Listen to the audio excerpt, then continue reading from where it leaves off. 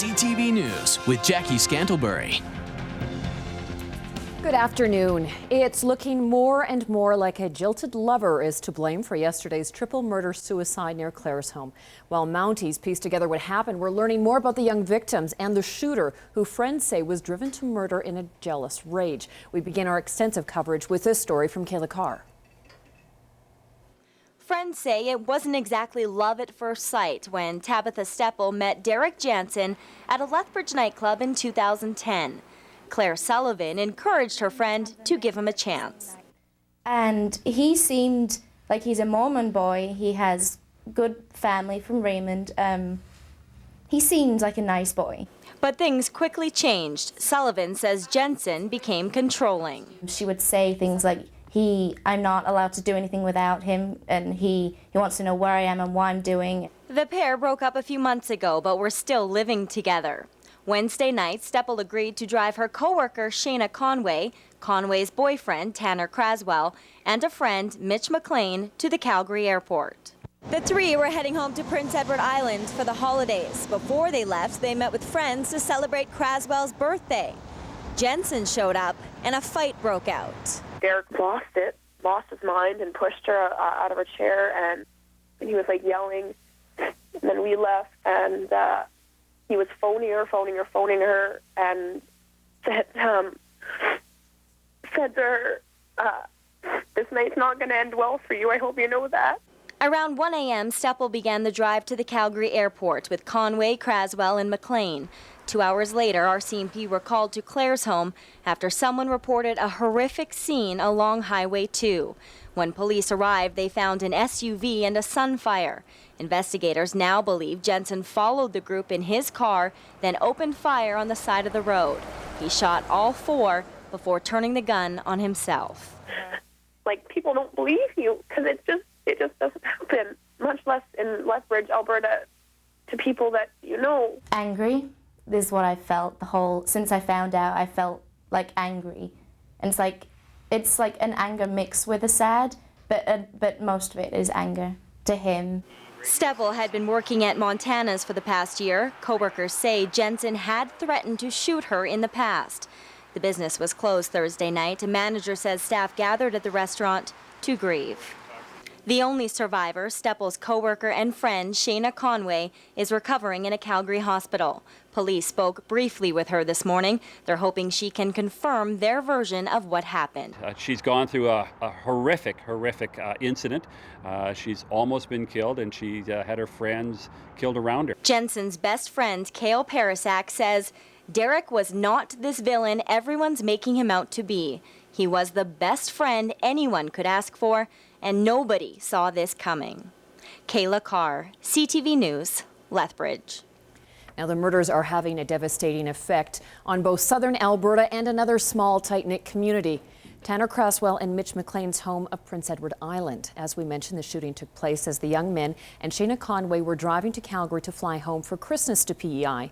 School was done. Tanner's birthday was on the 14th, and they were all excited to get home and celebrate. Friends say Mitch McLean and Tanner Craswell were the finest kind of young men, both promising baseball players who had dreams of making the major leagues and were hoping to win baseball scholarships from American universities. They come from PEI. We don't have many ball players that come out of PEI. So, something like this, it doesn't just affect PEI, it's all across the country. Now, the Island Junior C Abbeys hockey team has canceled 2 of its games this weekend out of respect for the McLean and Craswell's families and friends. We'll have more on the Bulls' reaction coming up in just a moment.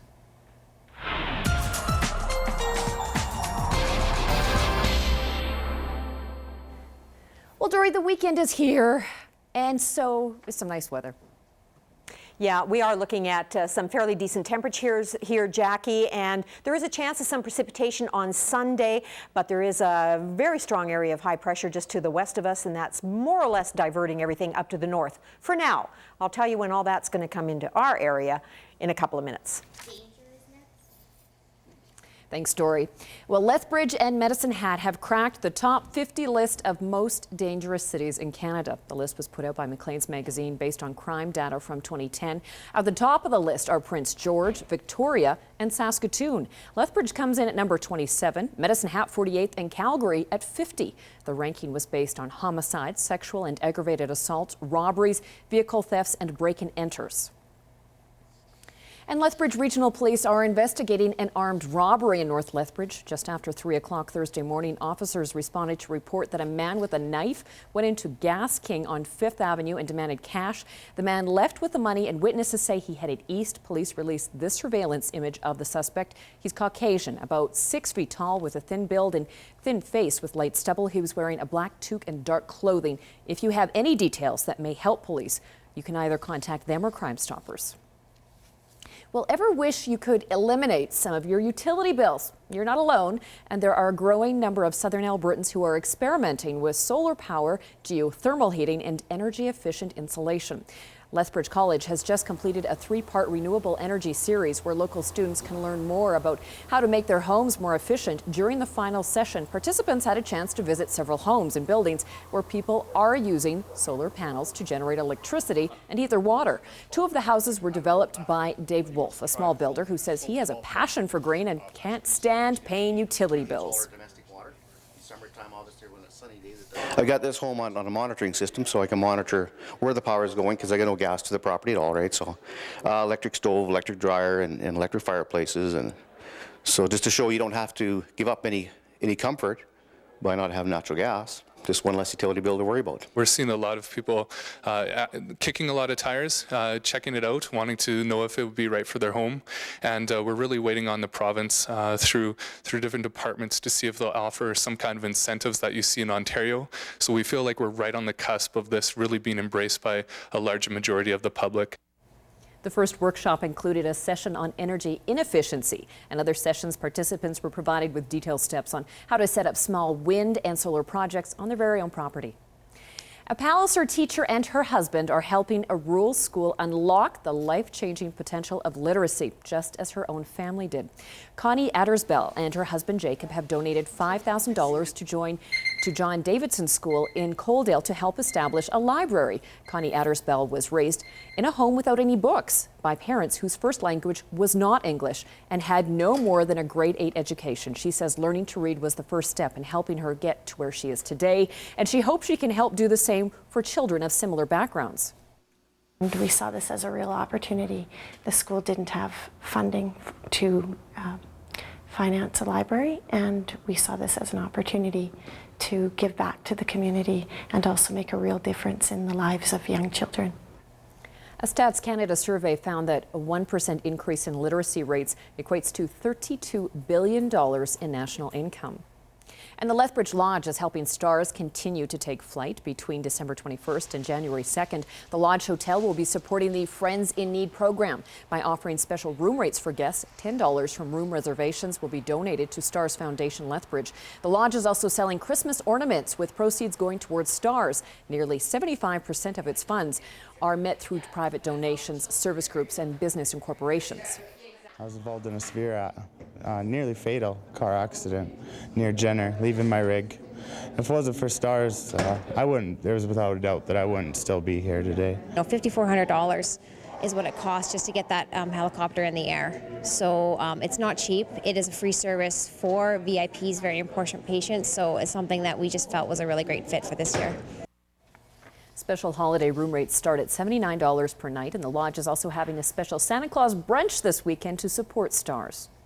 Now, as we were saying, Southern Alberta has been hit extremely hard by the tragedy yesterday in Claresholm. 3 of the victims were college students, and 2 of the women worked at a Lethbridge restaurant, while the 2 young men were talented baseball players who played for the Lethbridge Bulls and mentored others through the Prairie Baseball Academy. Terry Vogt reports on how the community is coping with the loss. I don't know what the right word is, it's just, I guess, surreal, unbelievable. How does that happen, you know? Lethbridge Bulls president and general manager Kevin Kavami says he feels as if he's lost 2 sons. 22-year-old Tanner Craswell and 20-year-old Mitch McLean were living with Kavami while playing for the Bulls, attending classes at Lethbridge College and honing their skills with the Prairie Baseball Academy. they lived for baseball. The baseball was their life. Members of the Lethbridge Bulls, the Prairie Baseball Academy, and the Vauxhall Baseball Academy are now coming together, talking about what needs to be done next to support the players, to comfort the families, and to respond to a grieving community. They were great human beings. They were fun-loving. They got along with everybody. They wouldn't hurt anybody. And they just got caught in a horrible, random act of violence that they had nothing to do with. The young men were heading home to Prince Edward Island for the holidays, along with Craswell's girlfriend, Shayna Conway. Conway, the only survivor, is now recovering in a Calgary hospital. Conway's friend and co-worker Tabitha Steppel was driving the trio to the Calgary airport. Steppel was born and raised in Lethbridge. Friends say the 21-year-old was passionate about life, her friends, and dancing. She plans to attend university in the new year. She was just the sweetest, nicest, most generous girl, and she would have done anything for you if you asked her, without even thinking of it. And it is just such a waste. She's one of those friends that, like, I just had so much fun with her, and, like, you never meet another friend like Tabitha. Both Steppel and Conway worked at Montana's restaurant. It closed early Thursday night while staff came together to comfort one another.